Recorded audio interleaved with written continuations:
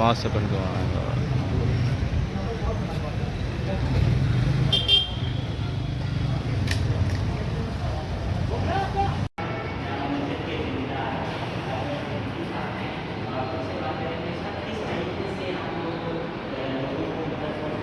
नमस्कार, today press India के इस खास कार्यक्रम में आपका स्वागत है। मैं हूं शकील सिद्दीकी। दर्शकों, आपको बता दें कि कोरोना की दूसरी लहर के इस कहर ने न जाने कितने अपनों को अपनों से जुदा कर दिया। एक एक सांस को बचाने के लिए लोगों की जद्दोजहद न सिर्फ उत्तर प्रदेश में बल्कि हिंदुस्तान के कोने कोने से देखी गई। ख़ास तौर पर प्रदेश की राजधानी लखनऊ की वो तस्वीरें लोगों के दिलों को झकझोर करके रख देती हैं। जब कब्रिस्तान से वो तस्वीरें जाती हैं, जनाजों की कतारें हैं और शमशान घाटों में लगी लंबी लाइनें। ऐसे में तहजीब और तमद्दुन और अदब के शहर लखनऊ के लोगों ने मदद के लिए हाथ बढ़ाया। किसी धर्म, किसी मज़हब को किनारे रख के हर वर्ग, हर मज़हब और हर धर्म के लोग सामने आए।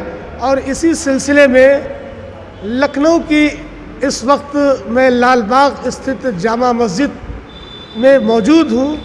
ये वो जगह है जिसे अल्लाह का घर कहा जाता है, ईश्वर और भगवान का घर कहा जाता है, जहाँ पर ईश्वर की आराधना होती है, इबादत होती है। और ऐसे में इबादत गाहों से, दरगाहों से और खानकाहों से भी मदद के लिए हाथ उठे। लाल बाग स्थित जामा मस्जिद ने भी एक फ़ैसला लिया कि लोगों की मदद के लिए आगे आने का। और आज आप देख सकते हैं तस्वीरों में कि यहाँ पर कंसंट्रेटर से लेकर ऑक्सीजन और तमाम ऐसे अशियात लोगों में फ़राहम किए जा रहे हैं, लोगों में तकसीम किए जा रहे हैं। और ये कोई मामला किसी मज़हब या किसी वर्ग या किसी समाज से नहीं है, सबके लिए है। हमारे साथ इस वक्त मौजूद है इस मस्जिद के ज़िम्मेदार अकील सिद्दीकी साहब। हम उनसे जानने की कोशिश करेंगे कि अल्लाह के इस घर से मदद की ये जो बयार उठी है ये कैसे हुई और किस तरह से हुई। सीधा रुख करते हैं अकील सिद्दीकी साहब की तरफ। अकील साहब, बहुत बहुत स्वागत है हमारे इस ख़ास कार्यक्रम में।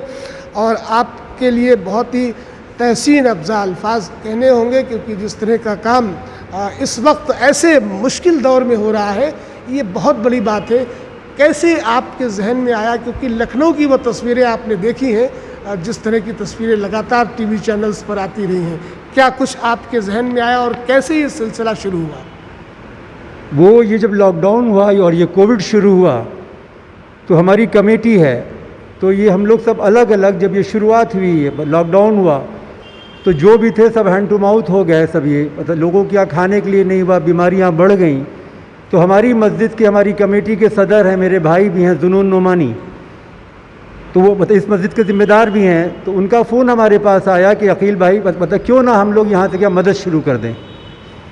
तो ये आपस में हम लोगों ने मशवरा किया, तो हमारे सारे भाई कमेटी के मेंबर क्या मिले और ये तय हुआ हम लोग का मशवरे में, हम लोग किसी से पैसा नहीं लेंगे और मस्जिद से सबकी मदद करेंगे। और तो ज़मीन पे जो भी लोग हैं मानव जाति के, हिंदू, मुसलमान, सिख, ईसाई, तो हमारे सदर ने कहा अकील भाई मतलब फ़ैसला यही होगा, सबका मस्जिद से, अल्लाह के घर से क्या पैगाम जाए कि सब हमारे भाई हैं, सबकी जो मदद की जाए निःशुल्क की जाए, किसी से भी कोई पैसा ना लिया जाए। तो अभी तक कितने ऐसे लोग यहाँ पर आए हैं जिनको इस तरह की मदद मिली है, और ये सिलसिला अभी जारी है और कब तक जारी रहे? ये जब तक कि ये वायरस ख़त्म नहीं हो जाता है, कोशिश है और हम लोग मेहनत भी इसी बात की कर रहे हैं कि सबको ये मदद पहुँच जाए। और ये सभी के लिए हो रहा है। और आगे चल के हम लोग डॉक्टर्स भी बिठालने वाले, हमारे सदर भाई जुनून नोमानी ने कहा अकील भाई डॉक्टर भी बिठाल दिया जाए।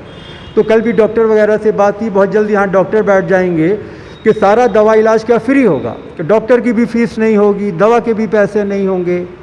और फिर यहाँ खाने का भी शुरू करवाने का कुछ है प्लान, ऐसा ये मशवरा चल रहा है हम लोग का आपस में। तो किसी भी की भी कोई अभी तक के मदद मिल भी नहीं रही है, चाहिए भी नहीं, बस ऊपर वाले से प्रार्थना, ऊपर वाले की मदद आ जाए। मदद चाहिए अगर हम लोगों को किसी की, तो सिर्फ़ और सिर्फ क्या ऊपर वाले की चाहिए। बिल्कुल। तो ये सारा इंतज़ामात जो भी है ये मस्जिद कमेटी की तरफ से और ज़िम्मेदारों की तरफ से, आपकी तरफ से किया जा रहा है।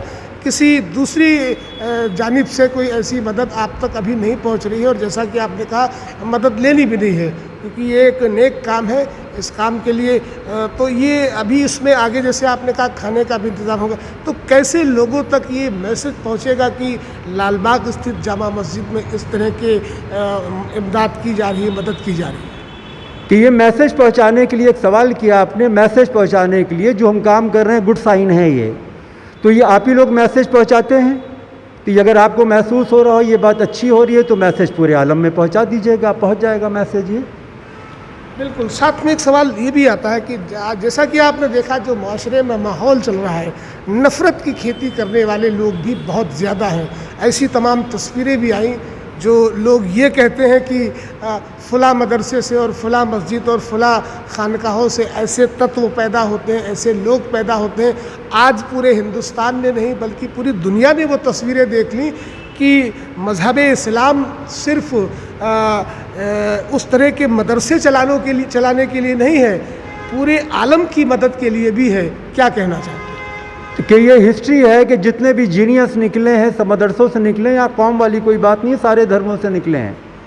और जिसके अंदर ये जब मालूम हो जाता है कि ऊपर वाले ने हुक्म क्या दिया है मुझे ज़िंदगी गुजारने का, तो ये बताइए ये मदद वाली बात जो है जब तक आदमी किसी ऐसी संस्था में नहीं जुड़ता है तो महसूस नहीं हो सकता। चलिए, हमसे बात करने के लिए बहुत बहुत शुक्रिया। दर्शकों, आपको बताना चाहूँगा कि कहा जाता है कि मज़हब नहीं सिखाता आपस में बैर करना, हिंदी है हम वतन है हिंदुस्तान हमारा। ये हिंदुस्तान हिंदू गंगा जमनी तहज़ीब का एक गहवारा है, और ख़ास तौर पर अगर हम गंगा जमनी तहज़ीब की मिसाल देते हैं तो नवाबों के शहर लखनऊ से देते हैं। लखनऊ के लोग अदब और तहज़ीब और आपसी भाईचारे के लिए सारी दुनिया में जाने जाते हैं, और ये तस्वीर आज की इस जो प्रोग्राम की आप तक पहुंचेगी।